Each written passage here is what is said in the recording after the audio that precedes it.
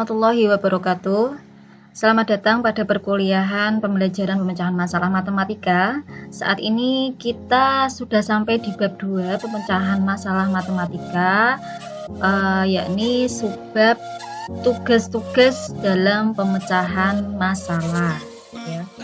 Yang sebelumnya kita sudah membahas terkait dengan kesulitan dalam mengerjakan soal pemecahan masalah serta pengertian apa sih pemecahan masalah itu. Nah, saat ini kita harus bisa mengklasifikasikan tugas-tugas dalam pemecahan masalah itu bagaimana. Oke, namun sebelumnya kita coba lihat video berikut ya.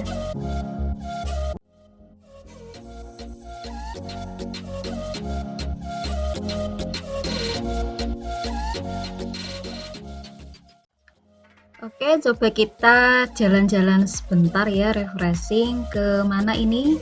Ya, betul. Kita jalan-jalan ke air terjun Coban Sewu ya, atau Tumpak Sewu.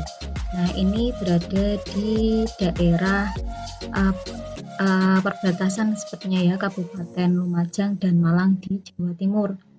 Nah, bagi yang belum pernah, ya semoga kita diberi kesempatan untuk bisa ke sana.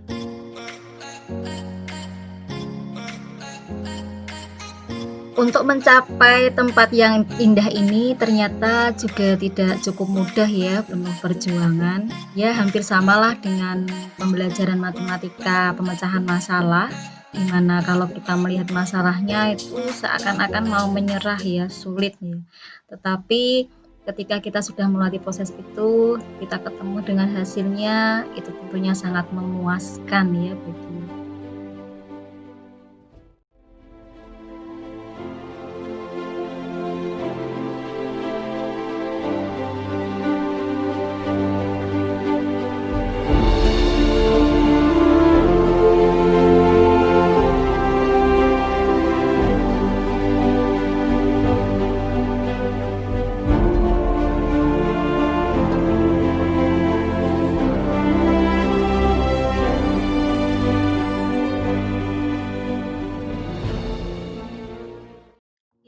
Adapun tujuan perkuliahan untuk mahasiswa kali ini adalah yang pertama, mahasiswa diharapkan dapat memahami tipe klasifikasi tugas-tugas dalam menyelesaikan masalah.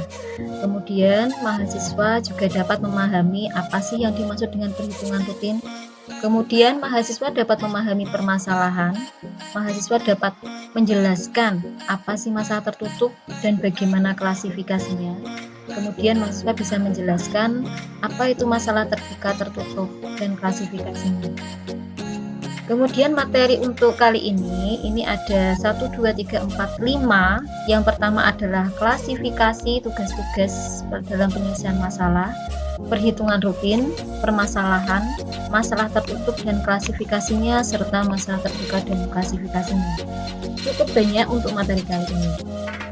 Oke, kita langsung berikan ya, gimana tugas-tugas dalam pemecahan masalah itu yang dimaksud apa. Nah, perlu kalian ketahui, proses penyelesaian masalah itu untuk siswa, yang soal-soal yang diberikan kepada siswa oleh guru terkait pemecahan masalah, sebenarnya tujuan akhirnya itu bukan di hasil akhir atau isinya. Jadi kadang anak dikasih masalah, caranya nggak diperlihatkan, bagaimana prosesnya tidak diperlihatkan. Yang penting, oh isinya 16, betul ini, berarti dia sudah bisa. Bukan seperti itu. Tapi yang harus diperhatikan itu adalah pada prosedur yang dilakukan oleh siswa. Jadi bukan hasil akhir ya. Tetapi masih banyak guru yang mengutamakan hasil akhir daripada proses. Nah, jadi untuk kalian nanti silakan ya, artinya memperbaiki apa istilahnya paradigma tersebut. Jadi yang penting itu prosesnya, bukan hasilnya. Nah, karena ketika anak itu sudah terbiasa dengan tujuan akhirnya adalah hasil, nah nanti ini akan mempunyai efek yang buruk, yaitu terhadap istilahnya dia menghalalkan segala cara. Cara itu kayak diabaikan gitu ya. Termasuk juga misalnya kalau di sekolah itu di perkuliahan ya ada fenomena menyontek. Nah, itu kan menyontek kan sebenarnya mereka itu hanya berorientasi pada hasilnya, tapi bukan pada prosesnya. Yang penting isi saya betul, yang penting jawaban saya betul. Terserah mau caranya bagaimana. Nah, kalau ini semua akan dilanjutkan, maka karakter yang akan terbentuk itulah yang akan terpengaruh. Jadi, anak itu kayak ya terserah saya mau bagaimana, yang penting kan saya bisa, yang penting nilai saya bagus kayak gitu. Nah, maka kalau fenomena saat ini katakanlah kolusi nepotisme itu masih ada, yaitu salah satunya ya efek dari hal semacam ini karena lebih mementingkan hasil daripada proses.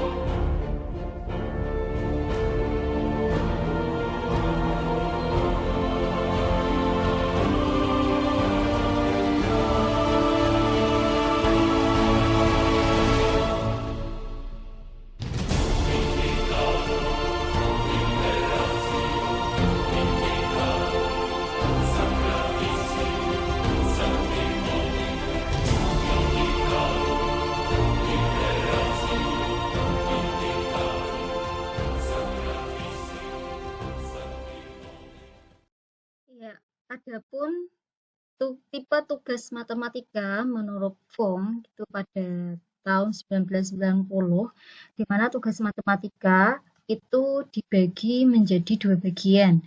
Yang pertama perhitungan rutin, yang kedua permasalahan, ya. Jadi yang kemarin itu bahasanya lain sama yang ini ya. Kalau ini tipe tugas matematika. Nah, untuk penjelasannya nanti setelah slide ini akan ada penjelasan lebih lanjut. Kemudian di permasalahan itu ternyata dibagi menjadi dua, yakni permasalahan tertutup dan yang satunya adalah permasalahan terbuka tertutup. Kemudian di permasalahan tertutup itu dibagi dua, yakni terkait dengan challenge ya atau tantangan, soal-soal tantangan. Dan yang satunya adalah permasalahan proses strategi heuristik. Jadi ini proses problem. Jadi permasalahan yang terkait dengan proses. Kemudian yang masalah open-ended, di sini ada 3 bagian. Yang pertama adalah open-ended pendek atau short open-ended question. Kemudian yang kedua adalah aplikasi kehidupan sehari-hari. Ya, jadi masalah kehidupan sehari-hari. Dan yang ketiga adalah tentang investigasi matematika. Ini adalah pembagian atau klasifikasi tipe tugas matematika. Nah, kalian harus tahu bedanya tiap bagian ini. Terus ketika ada masalah atau tugas matematika itu dalam bentuk permasalahan, itu termasuk yang mana? Harus tahu ya. Oke, kemudian kita bahas satu-satu. Ya, yang pertama, tadi pembagiannya kan ada perhitungan rutin. Nah, kita lihat di bagian sini kan ada perhitungan rutin dan permasalahan ya. Kita bahas yang perhitungan rutin dulu. Di perhitungan rutin adalah ya tugas-tugas yang biasa termuat pada buku pelajaran. Jadi biasanya yang ada di textbook itu ternyata adalah permasalahan rutin. Permasalahan rutin ini biasanya yang sering ada ketika latihan soal setelah materi itu disampaikan. Ya, jadi terkait dengan materi. Ya, ini termasuk dengan masalah rutin yang kemarin kalian pelajari. Disebut dengan routine sums. Kemudian yang kedua adalah permasalahan atau problem. Ya, permasalahan atau problem itu di mana permasalahan tersebut belum ada solusinya, ya, yang artinya ini yang dimaksud dengan permasalahan non rutin itu ya. Jadi ketika orang mendapatkan permasalahan dalam hal ini itu dia merasa tertantang untuk menemukan solusi. Nah, kita lihat ya Di bagian perhitungan rutin, kemudian di sini ada permasalahan. Nah, di perhitungan rutin itu tidak ada pembaginya, hanya perhitungan rutin saja. Tapi ketika permasalahan ada pembaginya, maka kita pelajari yang di sini yang sangat besar itu adalah keluarganya ya permasalahan. Nah, kita ke pembagian permasalahan ya. Di permasalahan itu dibagi menjadi dua, yakni tertutup dan terbuka. Tadi sudah dijelaskan di skema dengan jelas. Kemudian ada yang tantangan, permasalahan proses. Kemudian ada yang open-ended pendek, kemudian yang terkait kehidupan sehari-hari, kemudian yang terkait dengan investigasi. Kita coba bahas satu-satu. Yang pertama adalah permasalahan tertutup. Nah, jelas masalah tertutup itu masalah lengkap. Masalah lengkap itu artinya karena jawaban benar atau salah itu sudah ditentukan. Dia bersifat unik. Jadi jawabannya cuma satu. Ya, misalnya ada sebuah contoh, sebuah persegi di situ sisinya adalah 5 cm. Maka berapakah luasnya? Nah, anak kan ketika menjawab ini kan sudah jelas itu jawaban benarnya cuma ada satu. Nah, ini termasuk masalah tertutup ya, karena dia ada satu jawaban. Kemudian tapi di sini nanti ketika dia dibuat dalam sebuah masalah, maka penyelesaiannya tidak sesederhana ini ya. Contoh soalnya mungkin di sebuah kebun ada kayak gitu dibuat menjadi soal berbasis masalah. Nah, itu contohnya juga nanti ada. Kalau sesederhana hanya ini berapa, ini luasnya, maka nanti bukan masalah, tapi itu adalah perhitungan rutin ya yang tadi sebelumnya. Nah, yang terdapat pada masalah tertutup, isinya itu spesifik ya, jadi khusus beberapa langkah dalam menghadapi masalah-masalah dasar. Jadi terkait sama masalah dasar, terus langkahnya juga hanya sedikit ya. Sedangkan masalah tertutup itu dibagi menjadi dua. Yang pertama adalah soal terkait sama tantangan. Kalau tantangan itu misalnya ada sebuah topik. Misalnya kita belajar terkait dengan pecahan. Kemudian ada soal, masalah yang terkait sama pecahan, itu bisa dikategorikan menjadi tantangan. Misalnya ini. Di sebuah pabrik kerupuk terdapat 825 orang bekerja, sebanyak 60% bekerja adalah laki-laki. Berapa jumlah pekerjaan laki-laki? Nah, ini juga termasuk soal cerita ya, soal masalah. Nah, ini kan dia terkait dengan prosentase ya atau pecahan di sini. Nah, ini maka jawaban masalah kan harus ada diketahui, kemudian ditanyakan biasanya apa, ini kesimpulannya. Nah, kemudian kalau yang kedua adalah soal terkait dengan ini juga sama pecahan. Seorang dokter memberikan 40 tablet, jika tiap hari harus minum seperempat tablet, maka obat akan habiskan berapa hari? Juga sama, maka diketahui, ada ditanyakan, ada diselesaikannya itu bagaimana dan kesimpulan ya. Nah, tapi terkadang ada, ini kan tadi terkait dengan soal tantangan ya. Ya, soal tantangan dan dia bisa diidentifikasi langkah-langkahnya ya.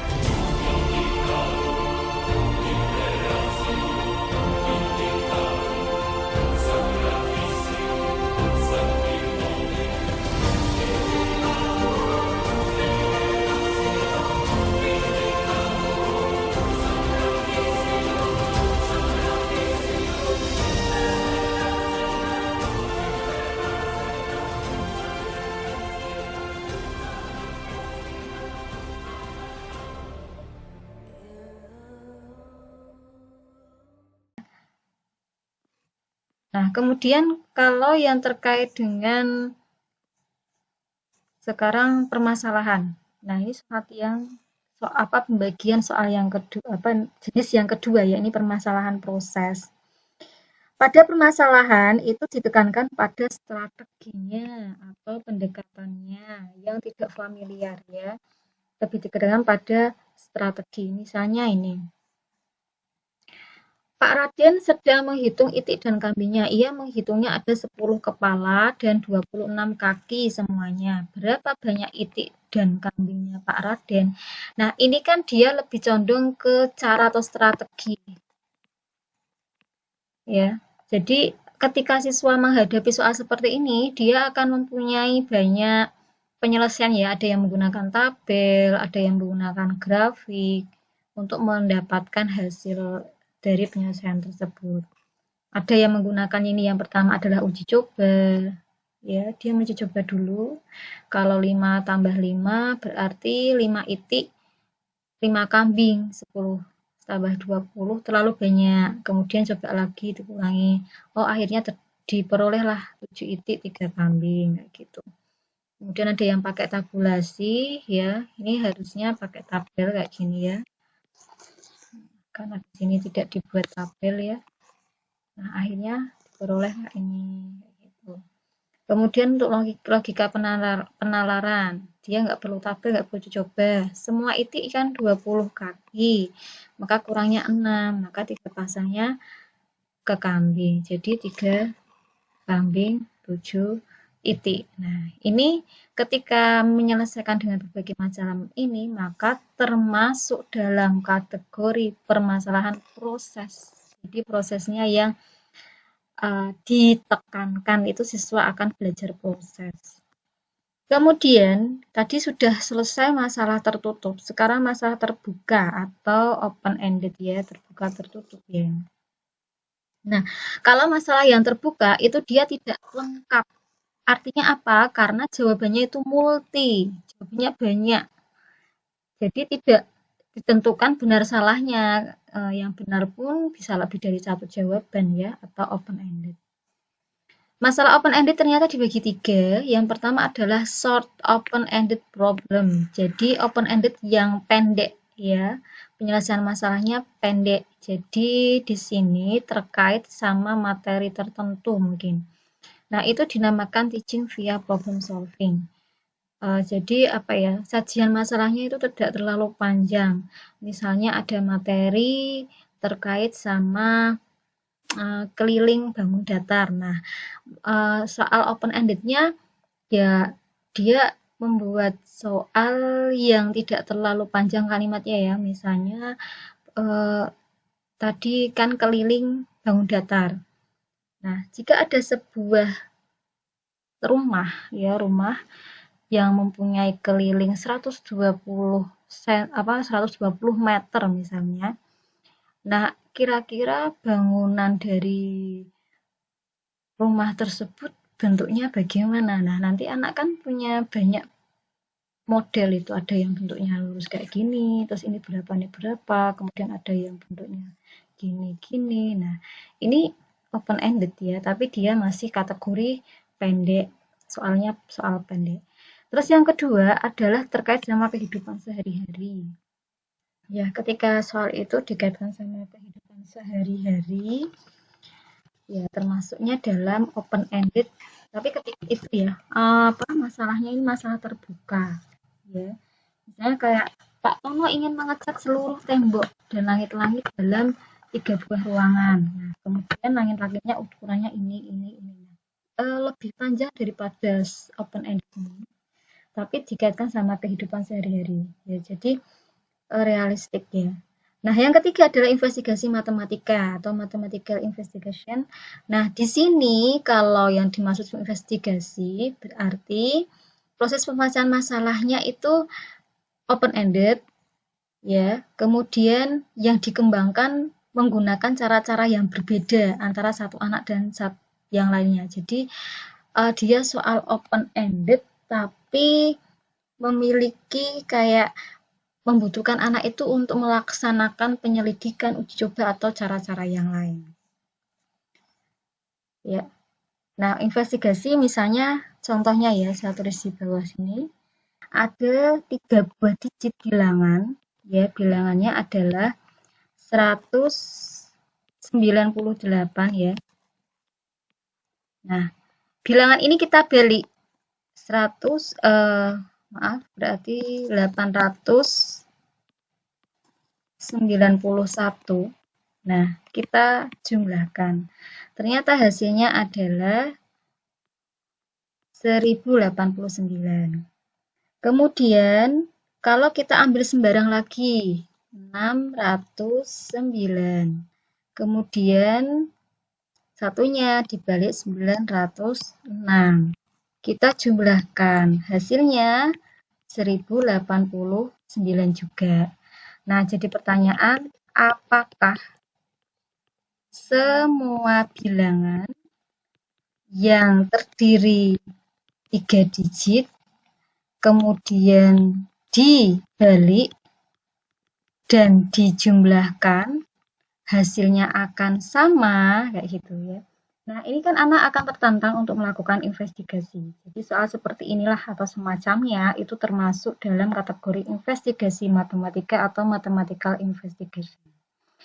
Oke, cukup sekian materi kali ini. Terima kasih. Nah, sebelumnya saya simpulkan dulu ya. Intinya adalah ada di tabel ini.